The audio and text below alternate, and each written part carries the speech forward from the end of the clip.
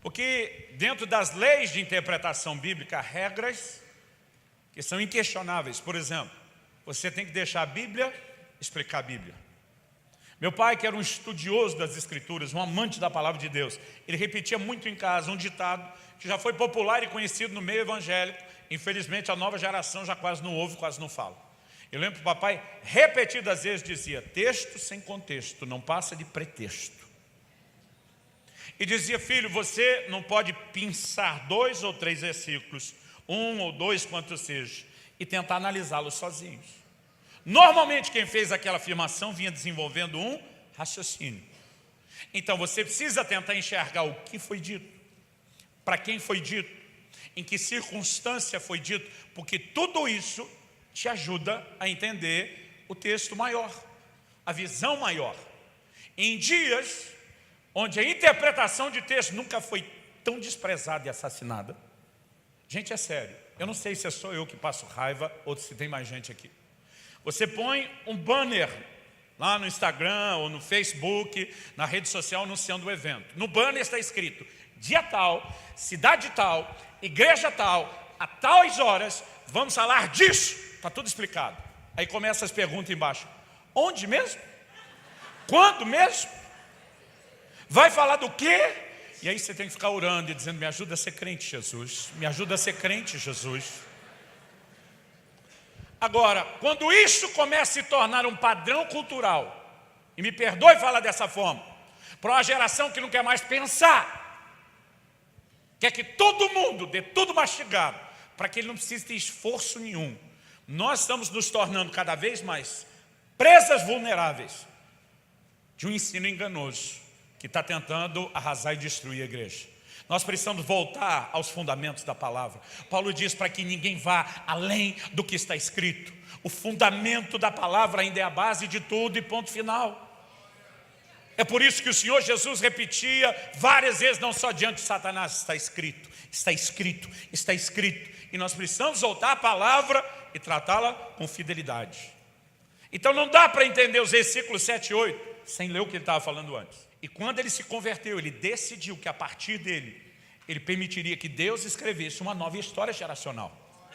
E eu tive o privilégio, um dia desse um cara falou, viu uma conversa minha e do meu filho, a gente falando de legado. O legado que eu recebi do meu pai, meu filho falando do legado que ele recebeu do pai dele e do avô dele. E o cara falou: para vocês é fácil. Eu falei: pois é, para nós é fácil, mas para o meu pai não foi. Ele viu o pai dele se suicidar quando ele tinha 12 para 13 anos de idade. Ele cresceu num lar e numa família disfuncional. Pensa numa família bagunçada. Mas o dia que ele se converteu, em vez de ficar choramingando que nem você, ele tomou uma decisão. Ele diz: não importa se antes de mim teve ou não teve história, a partir de mim terá. Depois de mim, cada geração vai servir a Deus. E sabe que ele tem gente que fica choramingando que não teve, em vez de decidir que a partir dele uma nova história pode ser escrita. Talvez você não tenha nenhum legado, talvez você seja o primeiro de muitas gerações, mas o que importa é o que daqui para frente pode ser gerado a partir do seu posicionamento em Deus.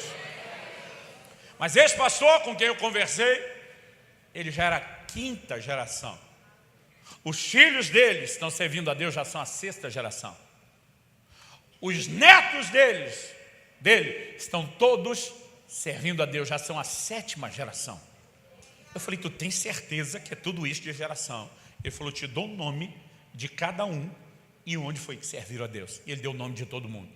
Eu lembro que eu, de queixo meio caído, olhei para ele e falei: meu irmão, isso aqui é pedigree de crente. Falei: pensa na geração que já vem sendo abençoada, santificada com o tempo, é a sua.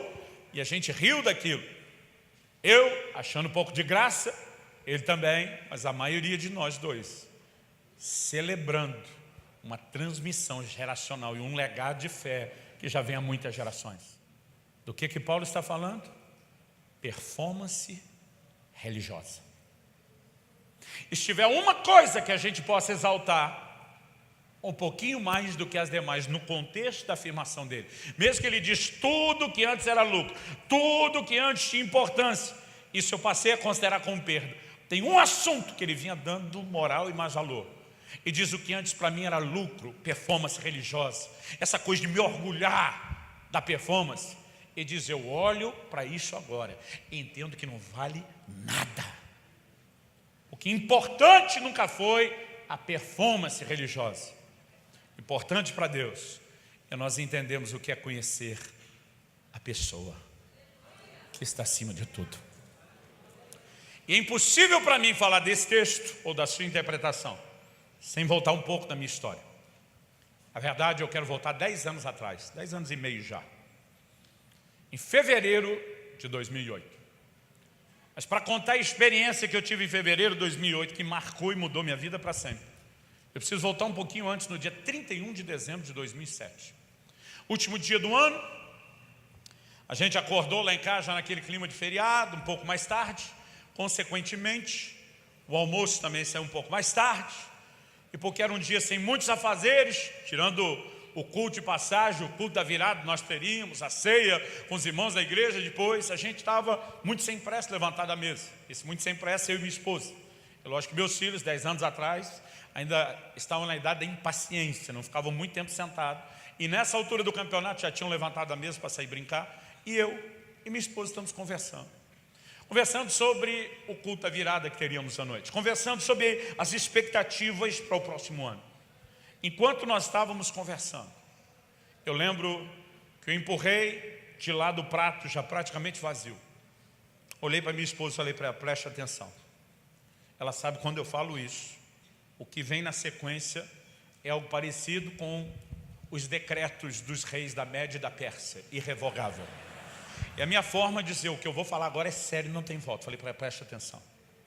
Falei: nos próximos 21 dias, eu não vou comer absolutamente nada.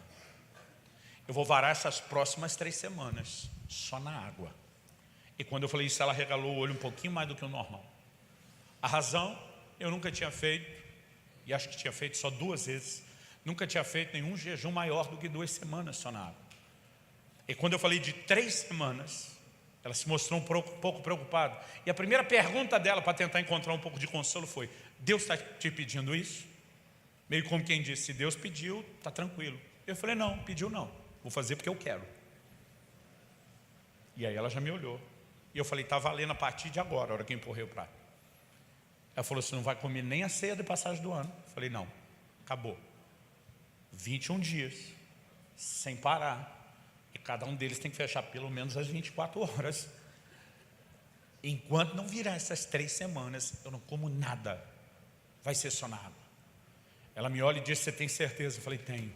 2008 será na minha vida, falei para ela, o ano da busca. Eu falei para ela: eu não vou fazer para Deus só o maior jejum da minha vida. Eu quero me doar ao Senhor em todas as áreas. Eu quero entrar nesse lugar de oração. Eu quero mergulhar na palavra. Eu quero enfiar a cara na Bíblia como eu nunca fiz. Naquele ano, só naquele ano. Tem uns crentes que têm o dom de aumentar o testemunho da gente. Outro dia um falou para mim, disse que o senhor faz isso sempre. Eu falei: não, foi uma vez na vida. Mas naquele ano, só naquele ano, eu li a Bíblia toda, de capa a capa, 2 vezes em 1 mês. Ela toda, 2 vezes em 1 mês. Porque eu estava decidido a entrar num lugar que eu nunca tinha entrado. Falei para minha esposa: eu não vou estacionar num lugar de mediocridade, sabendo que existem águas mais profundas. Eu me recuso para onde eu estou, sabendo que Deus tem mais. 2008 será o ano da busca. E entrei firme no jejum, a partir daquele momento. Os 21 dias se passaram. Eu não interrompi nenhuma das atividades na igreja, nem as viagens fora. Mas com a graça de Deus, encarei os 21 dias e consegui levar o jejum até o fim. Depois de terminado o jejum, eu estava me dedicando um pouco mais à oração e a esse envolvimento com a palavra. Então foram 3 semanas do jejum, e de 3 já quase, praticamente 4 semanas, até esse bendito dia, 19 de fevereiro de 2008. Era o nosso dia de treinamento de líderes, a reunião. A gente nem chamava de culto, não tinha adoração, não tinha oferta. Era uma oração, entrávamos com a palavra. Uma palavra de alinhamento doutrinário, alinhamento da visão, ou de motivação, de encorajamento para os líderes. Era só isso. A gente nem chamava aquilo de culto. Enquanto alguém orava, dando início, fazendo a abertura à reunião, um irmão no nosso meio foi lá, passou a mão no violão, olhou para mim com a cara de pidão, tipo aquele gato do desenho do Shrek. E ele faz com o dedinho assim: uma só. Me deixa ministrar uma só. Eu olho para ele sem a mesma cara de empolgação que ele está me olhando. Com a cara amarrada eu faço assim, uma só.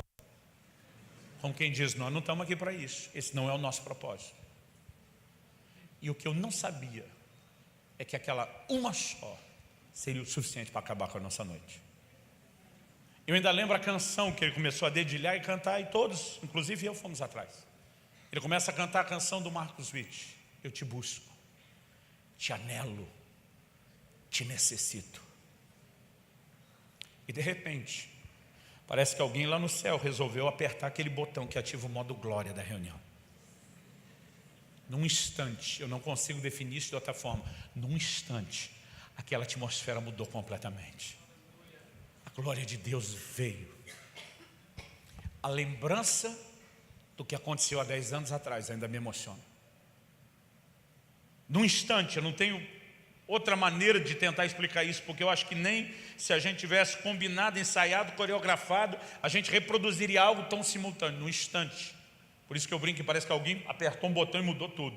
A maioria de nós ali, não vou falar 100%, porque eu não vi a cara de todo mundo, mas a maioria de nós estava naquele salão, começou a chorar ao mesmo tempo. Eu não estou falando de um choro qualquer. Não era a lágrima que de emoção correu pelo canto do rosto. Estou falando de gente que chorava de forma compulsiva. Estou falando de gente que chorava, como diria o mineiro do interior, com força. Eu me via chorando que nem criança. E o pior é que eu não conseguia saber nem por que eu ou os outros estavam chorando. Mas era uma choradeira generalizada. E eu estou ali.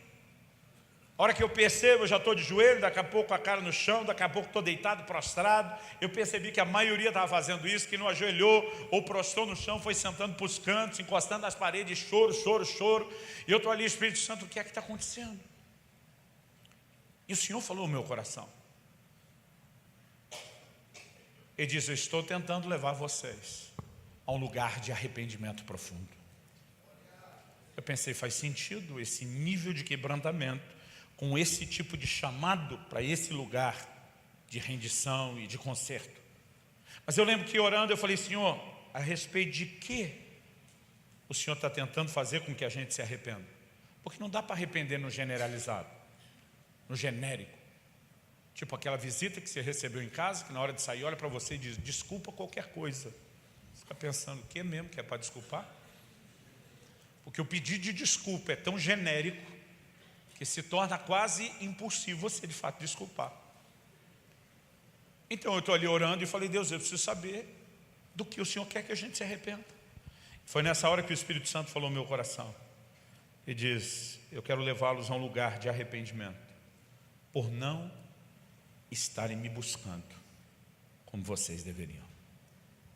E foi nessa hora, exatamente nessa hora, que a coisa azedou para o meu lado. Afinal de contas, eu estava no ano da busca. Eu tinha olhado na sala, pensei, tem uns cabeção aí que tem que arrepender mesmo. Mas o sentimento, quando eu fui incluído naquilo, de que eu tinha que me arrepender por não estar buscando a Deus, aquilo me bateu um senso de injustiça, de indignação. A minha vontade era dizer para ele, é lógico que eu não fui louco de abrir a minha boca, eu mordi minha língua. Mas a minha vontade era dizer para ele, se isso não está bom para você, quando é que vai estar? A minha vontade era dizer para ele, 21 dias, tomando água, só água e nada além de água. 2 vezes no mês, lendo a Bíblia toda. E eu ainda tenho que arrepender. Mas eu mordi minha língua. Papai e mamãe me ensinaram desde criança, ter mais respeito a 2 tipos de pessoas, tratar com respeito. Quem é mais velho do que eu, quem tem mais autoridade do que eu. E naquela hora achei que Deus era os 2. Mais velho e com mais autoridade. Eu mordi minha língua. Eu pensava, não fala, não fala, não fala, não peca. Eu ficava assim, tentando controlar o sentimento. E mesmo verbalizando, irmão, ele ouviu. Porque como diz o salmista, a palavra ainda não me chegou à boca e tu já sabes. Pensa numa relação transparente com Deus, é a nossa. Deus onisciente, presciente, que conhece tudo, não dá para esconder nada. Você sentiu, ele ouviu. Você pensou, ele ouviu. O que você vai sentir ou pensar daqui a alguns anos, ele já ouviu. E mesmo não falando, Ele ouviu e não só ouviu, mas ele respondeu. E jamais eu vou esquecer a palavra que eu ouvi aquele dia. Ela virou o tema dessa minha mensagem, ela virou o título desse livro que eu falei agora há pouco. Eu ouvi a frase, até que nada mais importe. A pergunta não verbalizada era, quando é que vai estar bom para você? A resposta foi, até que nada mais importe. Ele me disse, quando você chegar ao lugar onde nada, absolutamente nada, tem a mesma importância para você que eu tenho. Você chegou ao lugar onde eu espero que você chegue. Mas ele me disse, nessa hora você não está caminhando para lá. Ele diz, você nomeou 2008, o ano da busca, mas a única coisa que você fez foi melhorar a performance da busca. Você está quebrando seus recordes. Está jejuando mais do que antes, está lendo a Bíblia mais do que antes, está orando mais do que antes, mas isso não significa que o seu coração esteja mais interessado em mim do que estava no ano passado. E a casa caiu. Antes eu chorava sem saber pelo que estava chorando. Agora eu chorava, sabendo exatamente pelo que eu estava chorando. Eu nunca tinha ouvido ninguém falar da performance da busca na minha vida. Mas o Espírito Santo começou a me guiar pela palavra e me mostrar algumas coisas, que eu vou resumir. A primeira delas foi mostrar esse contraste entre performance versus paixão. Não quero que você pense na paixão na perspectiva humana, uma deterioração do amor, ou ele se expressando de forma corrompida, não. Eu quero que você pense na mais profunda expressão do desejo por alguém. E no caso de Deus, como aquilo que de mais puro poderia existir. Naquele momento, o Senhor me fez lembrar da declaração do Senhor Jesus, citando o profeta Isaías. Marcos 7, 6 e 7. Ele diz, foi a respeito de vós, hipócritas, que Isaías profetizou. Gente, Isaías tinha profetizado mais de 700 anos antes. Jesus não está dizendo que Isaías não falou com os seus contemporâneos. Jesus estava dizendo que o que Isaías falou para os seus contemporâneos se estendia, se replicava, se repetia geração após geração. Porque isso, na verdade, tem a ver com o comportamento do homem. Então, Jesus está dizendo o que ele falou não era só para aquele povo de 700 anos atrás. Ele estava enquadrando vocês todos. E se o que Isaías falou se replicava 700 anos depois, eu quero que você pense comigo se hoje, mais de 2.700 anos depois, não continua servindo para a gente. Porque ele diz, foi a respeito de vós, hipócritas, que Isaías profetizou. Então ele cita, esse povo me honra com os lábios, mas o seu coração está longe de mim. Nós podemos oferecer uma performance de adoração no culto e não dar a Deus o que Ele realmente quer. E para entender isso é só a gente questionar o que Ele quer. Na conversa de Jesus em João 4 com a mulher samaritana, você não vai ver Jesus dizendo para ela que o Pai procura adoração. Você vai ver Jesus explicando que o Pai procura adoradores. São duas coisas completamente diferentes. Ele não está atrás do seu culto, Ele está atrás de você. Ele não quer a sua performance de culto ou a sua adoração. Ele quer o adorador, o coração daquele que adora. A adoração é apenas o meio através do qual nós vamos a Ele e nos conectamos com Ele. Eu fico tentando imaginar a mania de grandeza que deve ter na cabeça de uns crentes, quando acha que ele foi criado para adorar. Você acha que a adoração no céu não era boa o suficiente? Que Deus tentou criar a gente para dar um up, para melhorar o negócio? E uma adoração Ele já tinha. O que Ele queria era corações que voluntariamente dissessem, nós vamos te dar muito mais do que o culto. O culto será a forma de entregar o nosso coração, de nos doarmos a você. Agora, olha como é contraditório. Esse povo me honra com os lábios, adoração, o que eu não pedi. Mas o seu coração, que é o que eu mais queria, fica longe de mim. A performance pode se tornar um grande inimigo que nos rouba da essência daquilo para o qual eu e você fomos criados. E a gente pode ir mudando de assunto. Vamos trocar o exemplo da adoração e falar da oferta. Quando você lê a Bíblia, você vai descobrir que Deus nunca esteve atrás da oferta. Deus está atrás do ofertante. Malaquias 1:9. Com tais ofertas nas vossas mãos, aceitará ele a vossa pessoa. O que Deus aceita não é a oferta, é o ofertante. Gênesis 4, a primeira menção de oferta na Bíblia, diz que Deus se agradou de Abel, o ofertante, e da sua oferta. Mas não se agradou de Caim, o ofertante, e da sua oferta. Quem ele aceita ou rejeita, antes da oferta, é o ofertante. Porque ele nunca esteve atrás da oferta, e sim do nosso coração. Aí você vai entender, a partir do que Deus quer, o que é que o diabo luta para sabotar. Pedro se coloca diante de Ananias e diz: por que encheu Satanás o seu coração para que mentisses ao Espírito Santo? A primeira coisa que Pedro está dizendo, quem começou a trabalhar esse lance da oferta no seu coração foi o Espírito Santo. Mas você conseguiu migrar de um lugar onde o Espírito Santo está tentando te levar a dar a Deus o que Ele quer e deixou que o diabo colocasse algo no seu coração. Agora a pergunta é, o que é que o diabo fez exatamente com Ananias? Impediu Ananias de ofertar? Não. A Bíblia diz que o cara vendeu uma propriedade e reteve uma parte. Algumas traduções ousaram ir para uma pequena parte. Porque se ele retivesse a maior parte do dinheiro do imóvel, não ia colar. Ninguém ia acreditar naquilo. Quanto vale o preço de uma casa média, simples, nada de muito extraordinário? Aqui, não precisa ser no centro, numa região mais próxima aí. Me chuta um valor aí. 50, 100. Vamos ficar com 75 na média, para agradar todo mundo. Pensa que o cara vendeu uma casa por 75 mil. E nós temos vários pastores e líderes aqui. Aí o cara, em vez de dizimar o que ele ganhou entre a compra e a venda da casa, que poderia nem ser muito, ele vem e diz: olha, senti Deus dar uma oferta. Eu não quero dar o valor todo, mas eu quero dar aqui pelo menos 60 mil reais. Irmão, não conheço um líder que ia reclamar, que ia murmurar. Por que não dá tudo uma vez? Vai dizer: pera, a casa é sua. E você quer dar a maior parte dela? Ainda está tentando justificar que vai ficar com pouco? Irmão, ninguém reclamaria.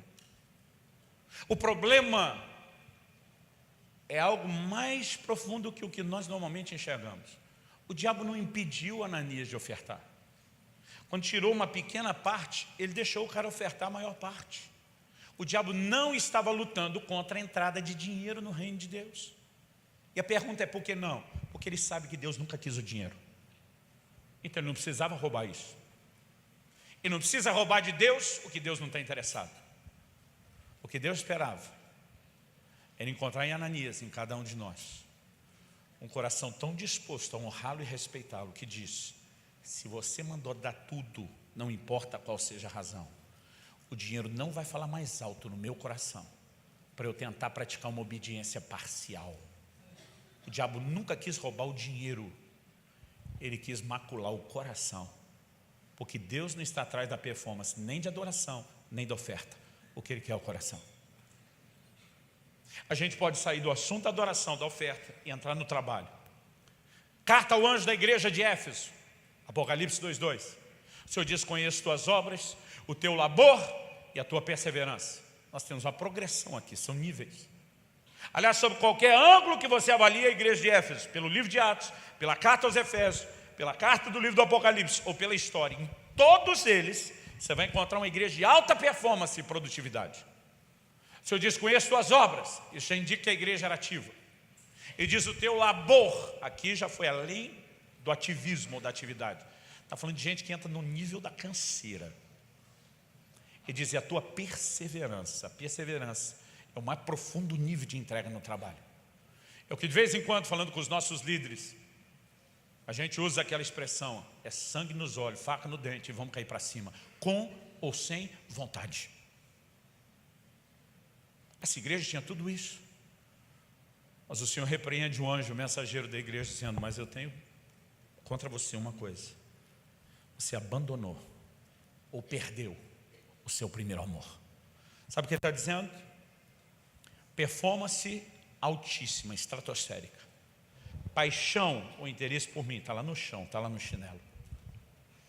E o Senhor está dizendo, quem foi que te disse que você poderia trocar o que eu realmente quero, o seu coração e o seu interesse, em nome de uma performance? E sabe o que é o paradoxo? É que você já tem um monte de crente que sequer quer trabalhar.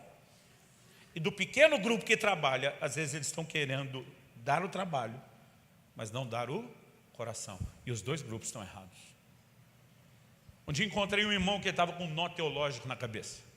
Falou para mim, pastor, onde é que Deus estava com a cabeça de criar o homem com livre-arbítrio? Falei, mas respeito com Deus, rapaz. Falou, não, é sério. Como é que Ele dá a mim, a você, ao homem, o direito de rejeitá-lo? Eu falei, você não entendeu o direito. O direito que Ele te deu não foi de rejeitá-lo, foi o direito de escolhê-lo, correndo o risco que você o rejeitasse.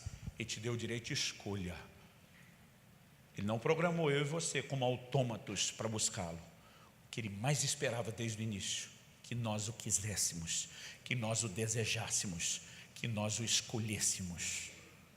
E esse é o ponto onde talvez a igreja mais esteja sendo roubada sem perceber. Porque a valorização da performance significa a desvalorização da pessoa. Deixa eu explicar isso de outra forma. Daqui praticamente 2 semanas, não chega a 3, Kelly e eu, Kelly minha esposa, vamos completar 23 anos de casado. Eu tenho um mandamento, uma ordem de Deus que não é exclusiva minha. Todo homem casado aqui, todo marido tem. Os solteiros estão orando para casar, vão entrar nela. Não é uma sugestão ou um conselho de Deus. É uma ordem, é um imperativo bíblico. Está lá em Efésios 5. Maridos, amai as vossas mulheres. Não está lá um hashtag fica a dica.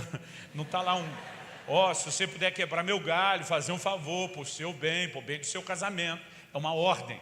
O não cumprimento da ordem é desobediência. Então eu sou obrigado a amar minha esposa. Eu não tenho opção. O que me mostra que o amor também não é mero e simplesmente um sentimento espontâneo. Ele é fruto de decisão e de entrega. Mas sou obrigado, não tenho opção. Agora, mesmo sabendo que eu sou obrigado, eu fico matutando às vezes. Se a cada manhã que eu acordo do lado da minha esposa, nesses praticamente 23 anos de casado, eu falasse para ela assim, eu amo você.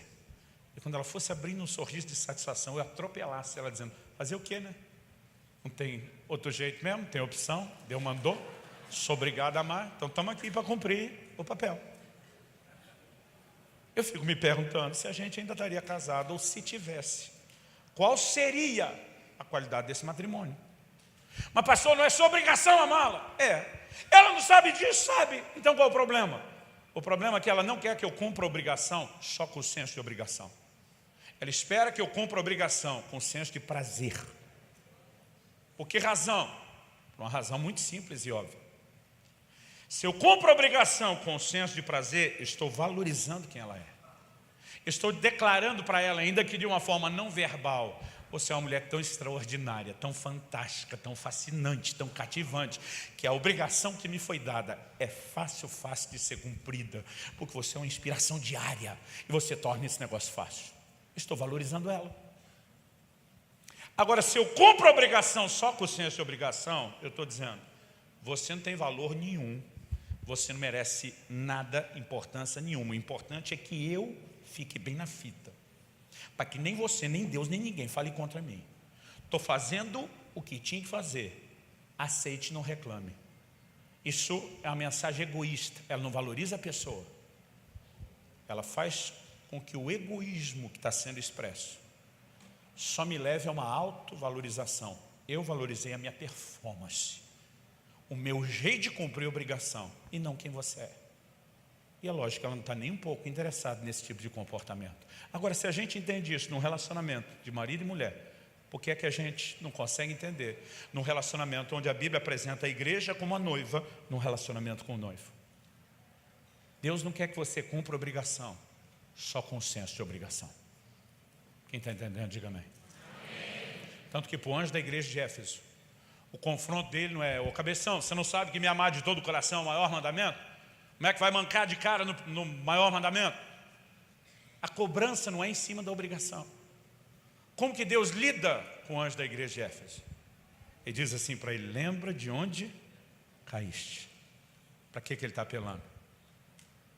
O senso de saudade, que remeta ao senso de prazer. Se você lembrar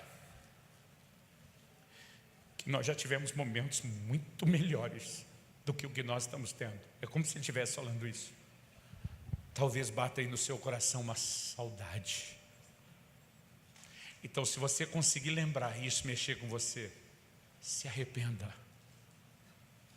Ele diz: e volte à prática das primeiras obras. O que Jesus está dizendo? Eu não estou te confrontando para esculhambar você. O que eu quero é você de volta. Eu não suporto a ideia de você estar longe de mim. O que eu quero é restaurar o nosso relacionamento. O que eu quero é melhorar isso. Isso nos remete agora a um outro entendimento. Por que eu e você existimos? Qual é a razão da nossa existência? Deus me perguntou isso há 10 anos atrás. Qual é a razão da sua existência? Eu fui tentar falar do meu chamado, do meu propósito pessoal. Ele disse: não. Qual a razão da sua existência como parte da raça humana? Por que eu criei a humanidade? E naquela hora eu não conseguia lembrar de um versículo sequer que resumisse com clareza o propósito da nossa criação, da nossa existência. E o Espírito Santo falou comigo: abra a sua Bíblia em Atos 17. E a única coisa que eu lembrei na hora, Paulo em Atenas. E quando eu abro Atos 17 e começo a ler, esbarro no versículo 26. O apóstolo Paulo está pregando em Atenas. Antes de ler o versículo 26, vamos olhar o pano de fundo. O que era a cidade de Atenas? Não era só a capital da Grécia. Era o maior palco da filosofia do mundo antigo. Aliás, até hoje é impossível estudar filosofia sem remeter aos grandes mestres da Grécia. E a maioria de nós sabe o nome do monte deles: Sócrates, Platão, Aristóteles e aí por diante. Porque antes do Império Romano dominar, como dominou nos dias de Jesus, nos dias do apóstolo Paulo, a terra já vinha sendo dominada por outros impérios. No livro de Daniel você descobre que começa com Nabucodonosor, depois vem os Medo-Persas, os reis da Média e da Pérsia. Depois veio a Grécia de Alexandre o Grande. Alexandre foi um dos maiores conquistadores da antiguidade. A visão dele não era só de estabelecer conquista através do poder militar para ter retorno econômico. Ele tinha um plano extraordinário, que era a helenização do mundo, que era espalhar a cultura, o pensamento, e não só a língua grega por todo o mundo, o que ele fez muito bem. Se Alexandre não tivesse morrido tão cedo e prematuramente, e seus 4 principais generais não tivessem dividido o império, talvez Roma nunca tivesse dominado. Porque eles estabeleceram uma cultura, uma língua e um pensamento em toda a terra. Nos dias que Paulo está pregando, quem domina o mundo é o Império Romano, mas a língua falada no mundo inteiro ainda era o grego. E ele está lá em Atenas, o palco da filosofia. Talvez nenhum outro lugar do mundo naquela época tivesse tanta gente fazendo os mesmos questionamentos por metro quadrado, aquelas perguntas básicas da filosofia, como era em Atenas. Quem eu sou? De onde eu vim? Para onde eu vou? Pensa num povo com sede de resposta. Agora Paulo está diante desse público. Estrategicamente, provavelmente guiado pelo Espírito Santo e não só pela sua sabedoria, Paulo começa a falar de um altar de um Deus desconhecido. E eles botaram esse nome porque não sabia quem era. Paulo falou: gente, eu vim falar do Deus desconhecido, que vocês não sabem quem é. Ganhou a atenção de todo mundo. Aí ele começa a pregar o Deus vivo e verdadeiro. E nesse momento da pregação ele chega no versículo 26, onde ele diz assim, que esse Deus desconhecido, que nós sabemos que ele está falando do Criador, ele diz assim: de um só, uma clara referência a Adão, de um só ele fez todas as raças e tribos dos homens. Por que ele de um fez tudo nós tudo? Ele diz: para que habitassem sobre a terra, havendo fixado os limites da sua habitação e os tempos predeterminados. Ok. E porque ele nos colocou na terra, fixando os limites da habitação e os tempos? A resposta só vem no versículo seguinte, 27, Atos 17, 27. Ele diz assim: para buscarem a Deus. Uma outra versão diz: para que buscassem a Deus. Você existe para buscar a Deus. Fala para o irmão ao seu lado, talvez te dê um presente no final. Fala para ele: você existe para buscar a Deus. Para não fazer acepção de pessoas, fala para o outro vizinho aí, fala, você foi criado para buscar Deus. Agora preste atenção. O mesmo verso 27 diz assim: para buscarem a Deus, se porventura tateando, o possam achar, o qual todavia não está longe de cada um de nós. Gente, quem que procura alguma coisa tateando? Quem está desprovido ou limitado de visão. Um dia desse estava numa casa, deu um blackout, não sei se foi no bairro, na cidade, apagou tudo. No que apagou, os adolescentes muito rapidamente ficaram a mão no bolso, tiraram os seus smartphones, acenderam as lanternas, problema resolvido. Nós, os pais, a velha guarda, começamos a rir. E eu falei o que todo mundo estava só pensando. Falei, na nossa época não era assim.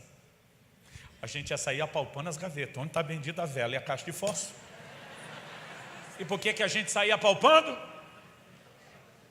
Porque não estava enxergando nada.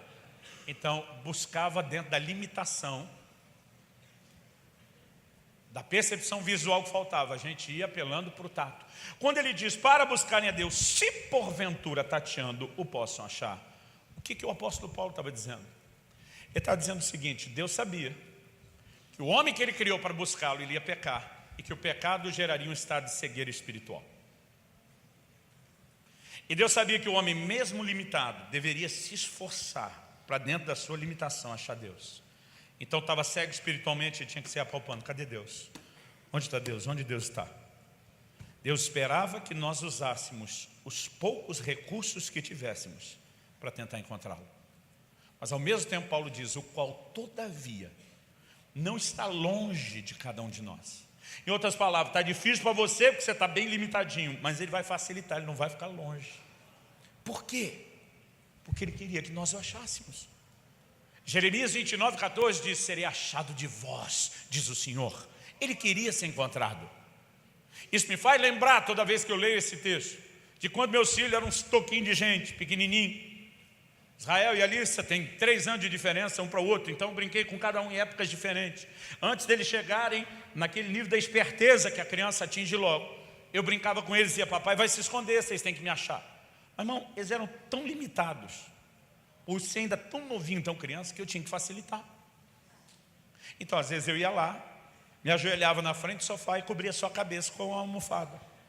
Aí vinha aquele toquinho de gente, levantava a almofada, achei você, eu abraçava, beijava, fazia uma festa, mas a vontade mesmo que eu tinha de falar, não falava, era, e quem não acharia? Com o corpo todo para fora, e pensa num corpo que já foi maior do que é hoje, muito mais fácil ser achado. Mas por que eu não fazia isso? Porque eu tinha que dar o desconto, são limitadinhos, e o propósito é que eles me achem, então eu tinha que facilitar. Quando eu leio esse texto, eu fico pensando, guardadas as devidas proporções, em algo parecido.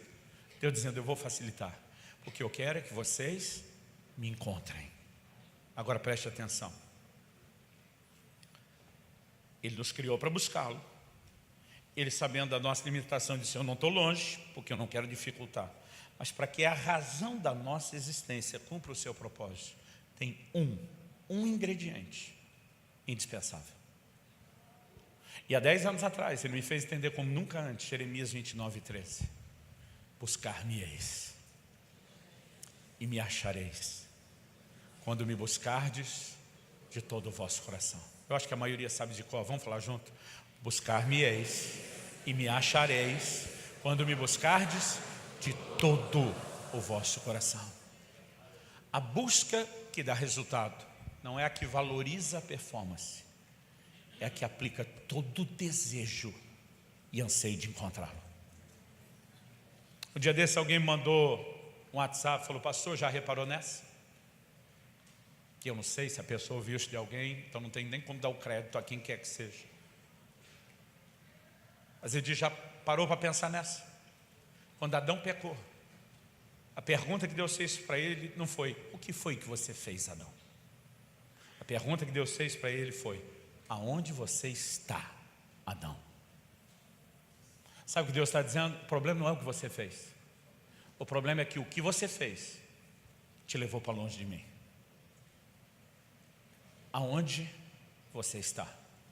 Deus está dizendo, eu não quero nem discutir o que você fez.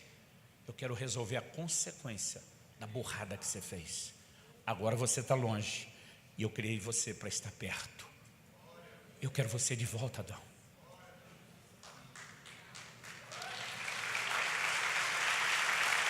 Sabe, quando a igreja começar a entrar nesse lugar de entendimento, de que Ele nos chamou para um lugar de intimidade. Salmo 25:14 diz: a intimidade do Senhor é para aqueles que o temem, aos quais Ele dará a conhecer a sua aliança. Então nós vamos entender que a única forma de viver intimidade é quando nós aplicamos todo o nosso coração. Naquele dia minha reação e o senso de injustiça que gritava dentro de mim era achar que Deus estava sendo exigente demais. E sabe o que Deus falou comigo aquele dia? Ele falou: eu não sou carente, eu não tenho nenhum problema de autoestima, eu não sofro nada no nível pessoal se você não estiver me valorizando. O que eu sofro é não colher aquilo para o qual eu te criei, ter comunhão, intimidade com você. O Senhor disse: você está me tratando de exigente demais? Porque quando eu queria gritar, não gritei, mordi a língua, mas quando é que vai estar bom para você? Eu estava dizendo para Deus: você é um Deus muito exigente. O Senhor falou ao meu coração aquele dia, disse: você se considera um pai exigente? Eu falei: sou. Ele disse: por quê? Porque você é carente, tem um problema de autoestima, se os seus filhos não te obedecer, você vai se sentir mal como pessoa. Eu falei: não. Ele disse: então porque você é exigente? Eu falei: pelo bem deles. Eu quero que eles valorizem a minha voz, porque eu não quero o amigo ou o pseudo-amigo da escola convencendo ele a fazer uma bobagem que vai estragar a vida dele. Se ele entender que a minha palavra é algo com o qual na verdade, a expressão do meu amor e preocupação com ele, e me colocar no mais alto patamar de respeito e reconhecimento, eu estou protegendo ele, porque eu quero o melhor para ele. Ele falou: se você entende isso a seu respeito, por que é que você não entende isso a meu respeito? Ele diz: eu não tenho necessidade disso, mas eu quero te levar ao mesmo lugar de proteção. Irmão, há um Deus que te ama tão absurdamente. Cara, eu às vezes fico lendo ali João 3,16, quando ele diz: Deus amou o mundo de tal maneira. De tal maneira é uma frase polida, que às vezes na minha cabeça eu leio mais ou menos assim: Deus amou o mundo tão loucamente, tão apaixonadamente, tão absurdamente, que chegou ao ponto de dar o seu próprio filho. E Paulo disse: ele não poupou nem mesmo a seu próprio filho, como não nos dará juntamente com ele todas as coisas? Ele está dizendo: se Deus deu o que ele tinha de melhor por você, crente, que é Jesus, ele faz qualquer loucura por você. E o dia que nós entendemos o amor desse Deus que está nos chamando a esse lugar, aí nós vamos entender uma outra armadilha além da performance. Eu vou chamá-la de distração, e vou terminar com isso. Em Lucas 14, a partir do versículo 15 até o 20, nós temos um episódio interessante. Jesus está comendo na casa de alguém, alguém olha o banquete e solta o comentário: bem-aventurado aquele que comer pão no reino de Deus. Jesus aproveita e diz: vamos pegar essa ideia aqui da comida e do reino. Aí Jesus entra com uma alegoria, com uma parábola, ou uma ilustração.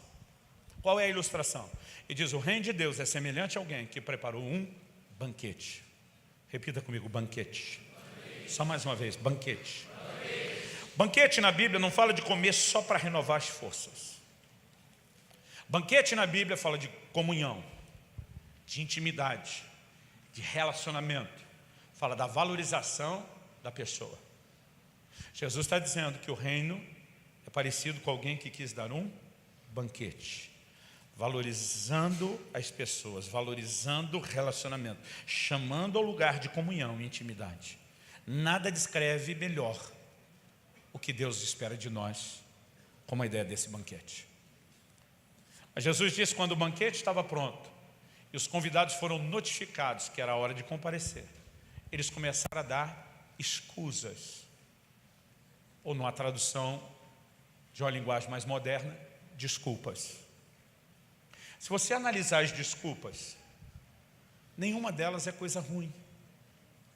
Todas elas tratam de coisas boas. E naquele dia, 10 anos atrás, o Senhor falou comigo: durante muito tempo você tem pregado que o maior inimigo de vocês é o pecado. E o Senhor me disse: você não está errado quando vê o pecado e o apresenta como inimigo. O Senhor diz: você está errado quando acha que só o pecado é inimigo. Ele diz: assim como a performance que te leva a acreditar que você está me buscando quando seu coração não está tão interessado em mim, a distração é uma outra armadilha. Diferente do pecado, que todo mundo sabe que é coisa ruim. Distração, na verdade, é um outro problema que vem maquiado e mascarado atrás de coisa boa. E porque vem maquiado ou mascarado atrás de coisa boa, nós não temos, normalmente, a tendência de perceber que pode se tornar algo ruim na nossa vida. Porque a questão não é se a coisa é boa ou ruim em si mesmo. Vamos analisar as desculpas. O primeiro chega e diz para Jesus o seguinte: comprei um campo, preciso vê-lo, rogo-te que me tenhas por desculpado. Irmão, comprei um campo, está falando do quê? Aquisição de uma propriedade. Alguém aqui consegue imaginar que a aquisição da propriedade é algo ruim? Eu vou completar daqui a alguns meses 25 anos de ministério pastoral, pregando há mais tempo, como pastor, há 25 anos. Nunca vi uma ovelha, um crente, chegar e dizer: ô pastor, semana tensa aí, o que foi? Ah, comprei uma casa própria. Quem que reclama disso? Comprei uma sede para os meus negócios. Comprei um segundo imóvel de investimento e para ter renda de aluguel. Quem que reclama? Ninguém vem reclamando, pelo contrário. Normalmente o crente vem com uma empolgação. Bênção de Deus, resposta de oração, cumprimento de promessa. O segundo vem e diz: comprei 5 juntas de bois, preciso examiná-los. Rogo-te que me tenhas por desculpado.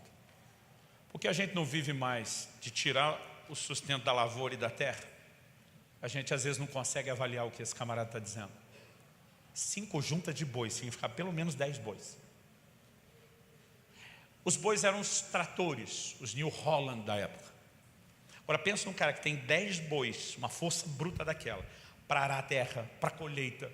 Isso significa aumento da produtividade. Aumento da produtividade significa aumento dos ganhos.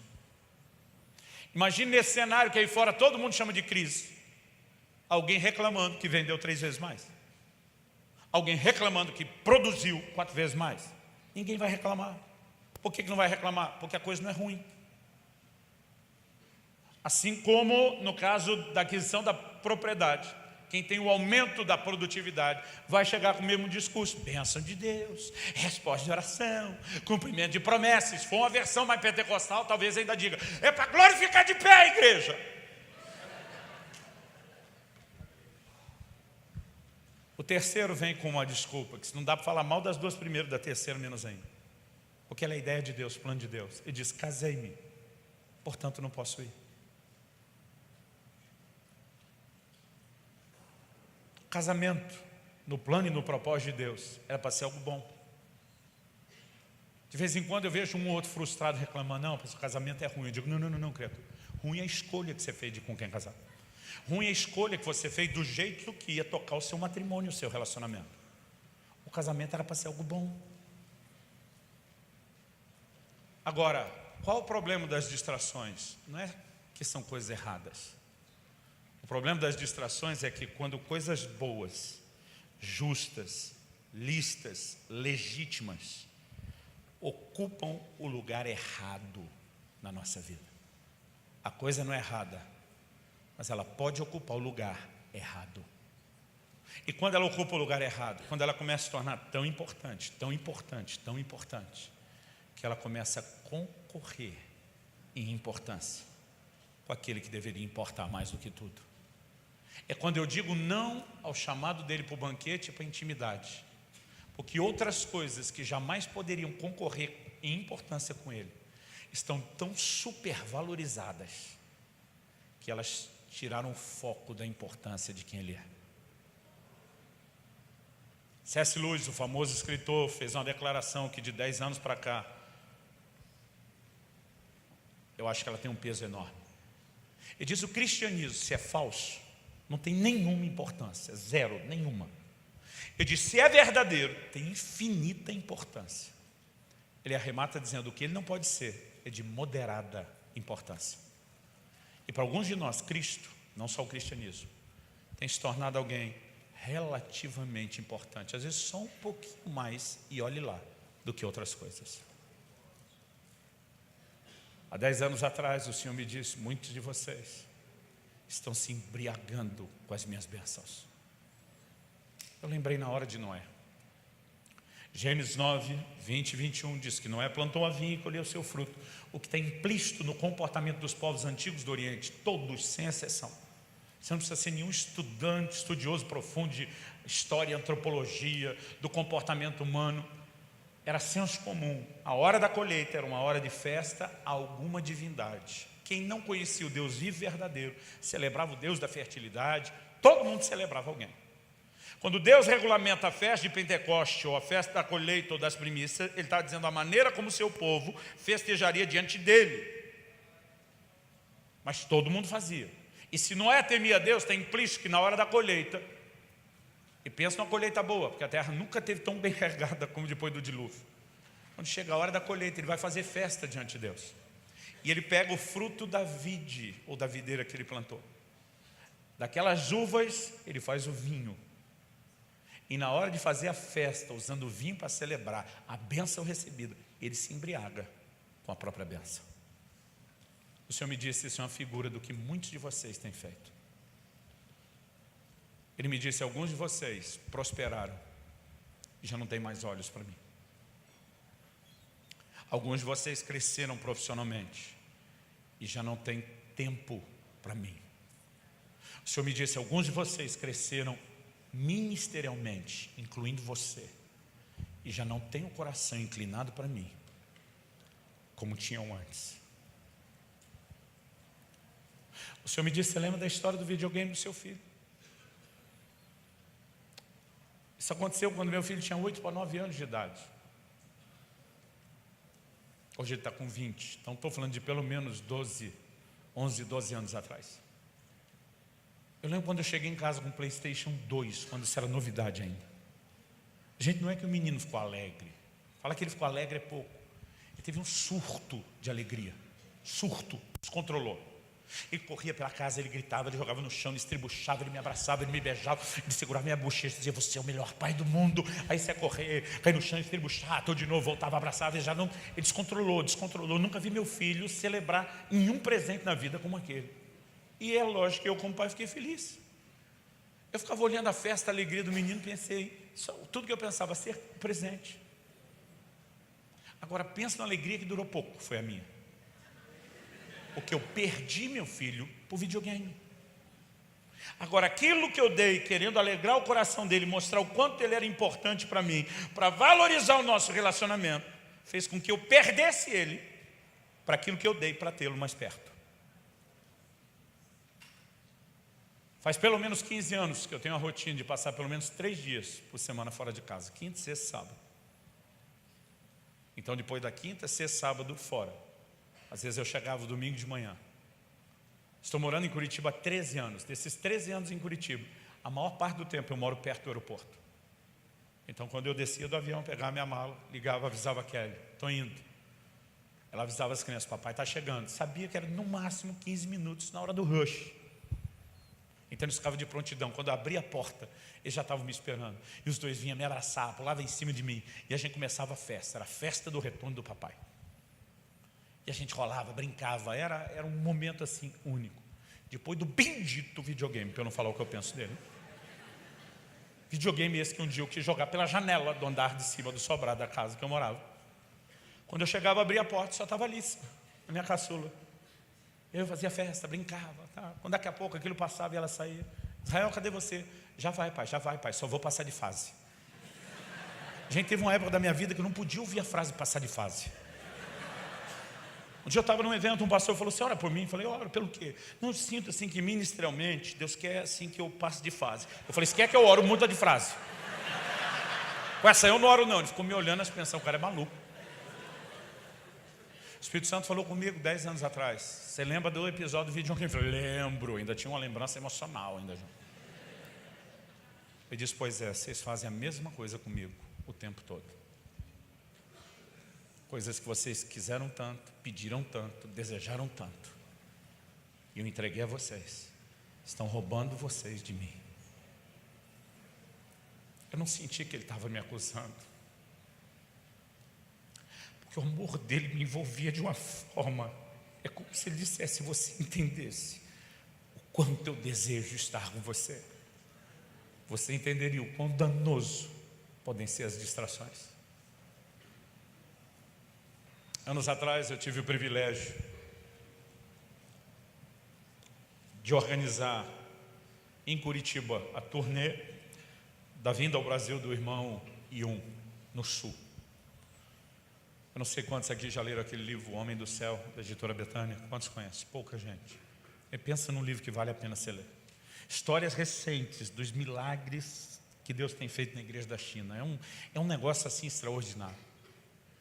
Esse camarada, eles não podem ter Bíblia, é proibido da cadeia, da prisão. Esse camarada, depois de convertido, ele orou muito pedindo a Deus uma Bíblia. E conseguir aquela Bíblia já foi um milagre.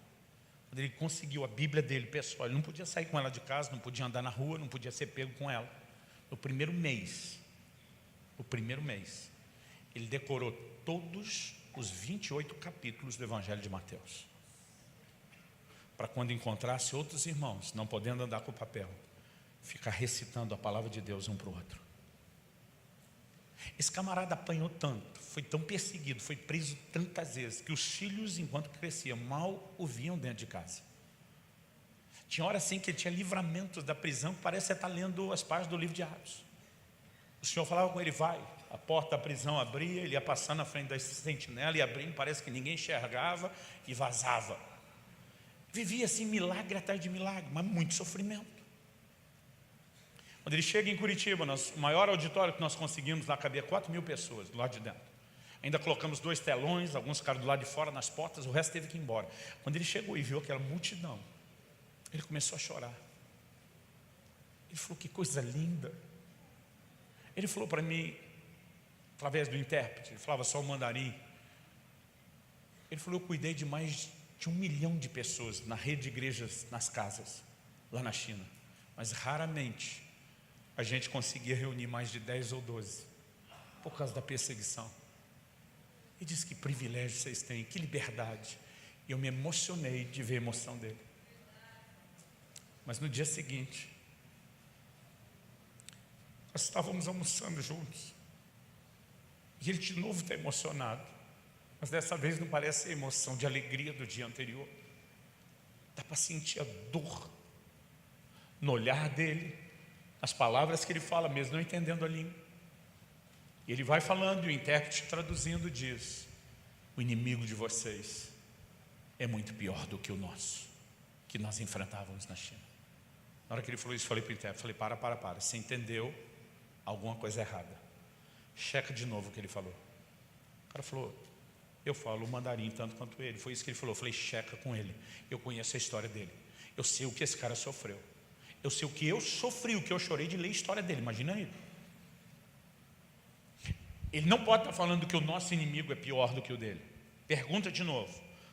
Conversaram, os 2 mandarim virou, ele está dizendo que é exatamente isso. Eu olhei e falei, eu não estou te entendendo. Ontem você estava emocionado com a nossa liberdade, com o que nós temos aqui. E hoje você está querendo me dizer que o nosso inimigo é pior que o de vocês. Ele diz, e eu te provo. Ele diz, o nosso inimigo, a perseguição, sempre nos empurrou para mais perto de Deus. Quanto mais nos prendiam, quanto mais nos batiam, quanto mais nos perseguiam, quanto mais nos cerceavam, mais nós corríamos para Deus. E diz, é o inimigo que gerou sofrimento físico, mas sempre nos empurrou para perto de Deus. Ele diz, o inimigo de vocês é silencioso. Ele se chama prosperidade. Ele distrai vocês. Ele engana vocês. E vocês ficam tão entretidos com essas coisinhas que diante de quem ele é não tem valor, que vocês sequer se lembram da importância dele ou de buscá-lo. Parece que eu estava tomando uma facada enquanto eu ouvia aquilo, porque tudo na minha mente dizia, e o pior é que você tem razão. Muitos de nós nos embriagamos com as próprias bênçãos dele e deixamos de dar a ele o devido lugar. Quando Paulo está dizendo tudo que era lucro, tudo que tinha valor, não monetário, material nem financeiro, tudo que era importante, diante da descoberta da importância dele, perdeu completamente a sua importância. Chegar ao lugar onde nada mais importe, é entender que nada concorre com o lugar de importância dele. Quem está entendendo, diga amém. Alguém me perguntou esses dias, pastor, então esse seu novo livro é sua paixão? Eu falei, não, é muito mais do que isso. todas as áreas da sua vida serão afetadas se ele se tornar o mais importante. Sua produtividade no reino muda. Paulo recebe uma palavra profética. Ágabo diz para ele: assim farão ao dono desse cinto em Jerusalém, vão prendê-lo. Quando Ágabo fala isso, os irmãos em volta começam a dizer: Paulo, pelo amor de Deus, não vá. Paulo diz: eu vou. Não vá, eu vou. Eu vi um pregador uma vez dizendo: Paulo foi teimoso. Tivesse ouvido, o homem não teria sido preso. Irmão, Paulo não foi teimoso coisa nenhuma. O profeta nunca falou para ele não ir. O profeta diz: assim farão ao dono desse cinto. A revelação é: você vai ser preso lá em Jerusalém. E Paulo diz: eu estou pronto não só para ser preso, estou pronto para morrer por ele. Em nada tenho a minha vida como valiosa, contanto que eu complete a carreira, o ministério que recebi de Jesus, nosso Senhor, de testemunhar o evangelho da graça de Deus. Paulo está dizendo: vocês só estão querendo que eu não vá para Jerusalém, porque vocês não são orientados por propósito, vocês são guiados por circunstâncias. Se a circunstância ficar ruim, vocês vazam do trilho. Paulo está dizendo: Deus não está me dizendo para eu não ir, Ele só está me lembrando qual será o preço da minha obediência. E mesmo que Ele me lembre o preço da minha obediência, Paulo diz: eu estou num lugar que vocês não descobriram ainda. Nem a minha vida é mais importante. Paulo não tinha virado maníaco, depressivo, com pensamento suicida. Ele está dizendo: o sorriso de satisfação dele, de me ver cumprindo o propósito, vale mais do que a minha própria vida. Quando você chega ao lugar onde nada mais importa, sua produtividade do reino muda, sua vida de santidade muda. Eu fico imaginando a mulher de Potifar frustrada, olhando para José e dizendo: não estou entendendo esse cara. Ele podia estar se vangloriando com os amigos do troféu, desculpa a vulgaridade da palavra, que ele pegou. Imagino José do outro lado, rindo dele, descoitada. Eu acho que o troféu é ela. O troféu é o sorriso no rosto dele. O troféu é a satisfação do meu Deus de estar olhando para mim e dizendo: você não se vendeu, eu continuo sendo mais importante para você do que qualquer outra coisa. Quando nós chegamos ao lugar onde nada mais importa, isso vai gerar um efeito cascata, em cadeia, que vai organizar todas as outras coisas da nossa vida. Alguém me perguntou: pastor, levou 10 anos para o senhor escrever o livro, porque só agora o senhor chegou lá. Eu falei: é ruim que eu cheguei lá.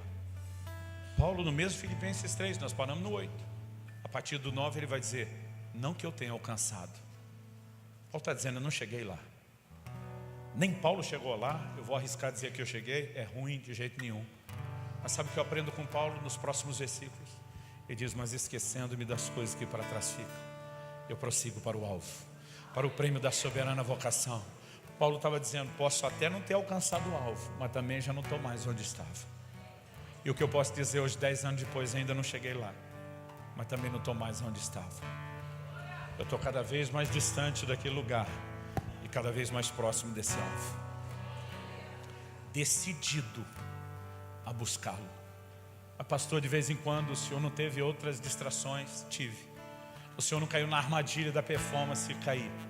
Mas cada vez que ele me faz perceber isso, eu digo: eu esqueço. E eu decido deixar isso para trás. Eu quero conhecê-lo. Eu quero me conformar com ele.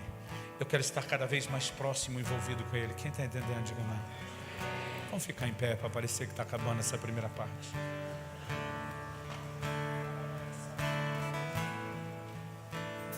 Eu não vim aqui para te apontar o dedo. Eu não vim aqui para te condenar. Eu não vim aqui te jogar pedra. Eu vim compartilhar uma correção que começou, não terminou. Começou há 10 anos atrás, na esperança de que ao compartilhar a minha correção, a carapuça lhe sirva, isso possa te ajudar de alguma forma. Eu vim aqui para te dizer que é um Deus que te ama de uma forma irracional. A Bíblia diz que esse amor excede todo entendimento. Eu vim aqui para te dizer que esse Deus tem um amor tão insistente por você, que está olhando você de longe e resmungando consigo mesmo: é ruim que eu vou desistir deles. É ruim que eu vou deixar de lutar pelo melhor nesse relacionamento. Pode ser até que eles tenham se distraído, mas eu vou dizer: lembra de onde caíste. Porque talvez bata aquela saudade, aquele desejo de voltar. E aí eu vou poder dizer para ele: arrepende e volta. Volta, volta. O que ele mais quer é eu e você de volta. Esqueça quem está perto de você agora. Fala com Deus. Eu sei que Ele está falando com você. Fala com Deus. Talvez você precise reconhecer que caiu na armadilha da performance. Talvez você precise reconhecer que caiu na armadilha da distração. Não são coisas ruins, são coisas boas. Não são coisas erradas, mas elas estão tomando o lugar errado. Talvez seja a hora de você não só lembrar de onde caiu, mas de você dizer: Senhor, eu me arrependo, eu quero pegar o caminho de volta. Eu quero chegar ao lugar onde nada, absolutamente nada é tão importante como o Senhor. Espírito Santo, abre os nossos olhos. Abre os nossos olhos esta noite. Dá-nos entendimento espiritual. Nós não queremos apenas ouvir um discurso ou uma palestra. Nós oramos por algo acontecendo dentro de cada um de nós. A percepção de que ainda não estamos onde deveríamos, mas de que isso não é mera implicância ou exigência do Senhor. É o convite de um Deus amoroso, disposto a lutar pelo melhor nesse relacionamento. E nós queremos não apenas entender, mas corresponder contigo. Como está escrito: aquele que tem ouvidos, ouça o que o Espírito diz. Nós queremos viver o maior mandamento. Não há coerência, Senhor, em falarmos de santidade, vivendo uma contínua quebra do maior mandamento.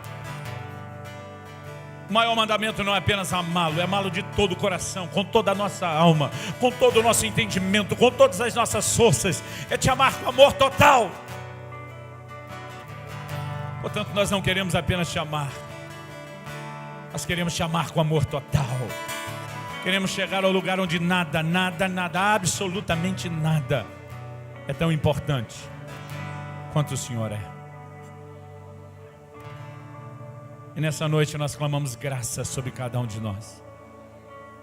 Sabemos que o teu propósito não é trazer culpa ou condenação, pelo contrário, é nos libertar das amarras da performance religiosa, é nos tirar desse lugar de mediocridade, é nos acordar de toda distração ou embriaguez, para nos levar ao lugar de um relacionamento íntimo, onde vivemos os deleites do banquete, da comunhão, da intimidade, da valorização do relacionamento. Nós oramos no nome de Jesus. No nome de Jesus. Se você crê e concorda, diga amém.